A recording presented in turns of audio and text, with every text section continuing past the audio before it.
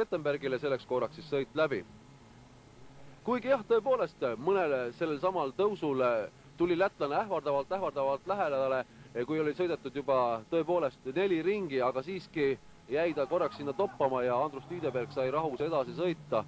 Ja sealt ta siis tulebki ja võtab võidu tõepoolest, hea võidu, töövõidu sellel samal Roosiku rajal ja üle pika aja eestlastele esikoht Andrus Tiideberg, teine siis lätlane Tainis Leimanis ja kolmas koht taas eestiste Rudolf Sarv.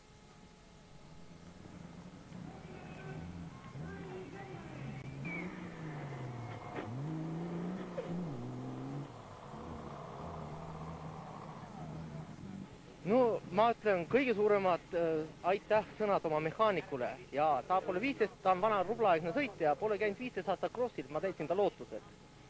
Kas oli ainus, kuidas hindad tänast sõit? Inne 5, tänu mehaanikule. Kui palju mehaanik näiteks peab üldse neid töötunde tegema, et selline auto, selline pagi liikuma saada? Ma ei tea, ei oska öelda. Tegelikult ega see mehaaniku töö on natukene, nad on natukene peendi. Aga praktiliselt see mootor, mis me tegime praegu, klapid tegime, no tavane mootor, ei ole mingit küsimust. No praegu on ka nüansid, nüüd täna krossi läbitasime, tuleb jälle uue krossi jaoks jälle klapid reguleerida, jälle vaatame, kas on vaja teha. No tuleb ju tegelikult mehaaniku töö, tuleb kontrollida, ega ei ole, ütleme, me näe. Aga on sul kapist võtta ka, ütleme, uusi kolve, uusi klappe, mida iganes sellel mootoril? No me natukene leiame. No sellel aastal on 2 etappi läbi, millised plaanid edasi on? Noh, oleneb sponsoritele. Kuidas saame sponsori? Kui saame sponsori, sõidame edasi. No aga esikohapunktid on ju kirjas, kahju ju niimoodi Eestile etappidele tulemata. Ei, noh, me arvan, et me leiame, lahendame selle probleemi.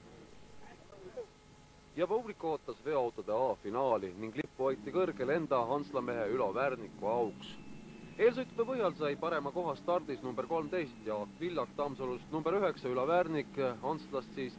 Esiritta mahtus veel number 21 Ahti Niitvähi Lihulast. Teine rida number 35 Aivo Alasoo Lääne-Virumaalt number 6 Olavi Hellü Viljandist, kolmas rida number 12 Peeter Karu, number 48 Alar Kuus, edasi number 41 Aivar Kubjas ja viimasest reast 51 Liho Laidver ja number 42 Aivar Tedre. Kõige parema stardi saab number 13 Jaak Villak ja asub seda sõitu ka juhtima. Tema kannul kohe number 9 Hansla oma publiku rõõmuks Ülo Värnik. Edasi juba siis number 35 ja selle auto roolis Aivar Alasoo Lääne-Virumaal. Tihe duell käib juba teiste kohtade peast, kus siis omavahel õitlevas autod number 48, 13, 12 ja 21.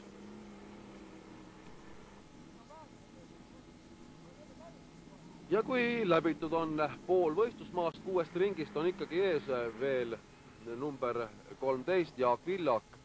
Kuid häda ühel ringil ja seda 2 ringi enne lõppu teeb mees vea ja ette pääseb number 9 Ülo Värnik, kes siis juba kindlalt ja rahulikult hoiab seda liidripositsiooni. Teiseks oli ilusa sõiduga tõusnud number 35 Aivor Alasoo ja kolmandat kohta ja sellepärast leitlemas number 21 ja number 48 mehed siis vastavalt Ahti Niitvähi ja number 48 Alar Kuus. Ülo Värnik jätkab tõusvas tempos, auto on taas käima saanud ka number 13 Jaak Villak, kes tõepoolest aga mahub alles võistlejate rivi lõpupoole. Ja tõepoolest 2 viimast ring läbitakse Ülo Värniku juhtimisele, temaga selles sõidu ja A-finaali võidab. Teine on siis number 35 Aivo Alasoo ja kolmas number 48 ja selle auto roolis oli Alar Kuus, Võrumaa mees. Ilmselt Hansla publiku ja Roosiku publikule tuli täna kõige meeldivam kingitus, oma mees võitis. Kuidas ise hindad võistlust tänast? No võistlus oli ikka nagu vanasti Priibalus Eesti peale ausalt radade suhtes. Ilmastik muidugi oli siin praegust, no ikka tõeline krossi rada. See ikka ei ole nagu Sprendi Saaremaa ja Vasalemma rada. See on ikka tõeline kross, kui vanasti ikka oli. Ja igati meelde jääda kross ja kõigile võistlejatele väga meeldis, nagu ma kõrvad kuulsin võistlejad. Ja muidugi mehed on hästi valmistanud, ikka siin kedagi alla niimoodi hinnata ei saa. Tase on ikka niimoodi kõrgeks läinud ja väga kõva võidusõit. Kas oli kodumehe enda selline kavalus, teades rada iseärasust või oli lihtsalt auto niivõrd parem? No siin oli, kuidas ütelda sport, kõik see õnn ja kuidas, ikka tegelikult, kuidas ütelda, mul oli natuke ikka mägede rada mägede peale ette valmistatud see masin. Siin on ikka vaeva nähtud kõvasti.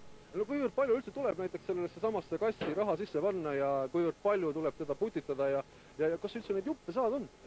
Noh, kui ikka asjaliku mootori tahab, nagu Läti isa ja poeg sõidavad, see number 2, number 3, nemad ütlevad niimoodi, et kuskil Vene või selles Eesti kroonides 25-30 000 krooni vähemalt, et saada õige mootor. Tõepoolest, autosport on kallis lõbu. Te peab meelt ainult see, et Eestimaal on tõepoolest veel neid inimesi, kes tahavad veoautodega võidu sõita. Järgmine etapp sellest sarjast on 23. augustil Valgas Jaanikisoorus.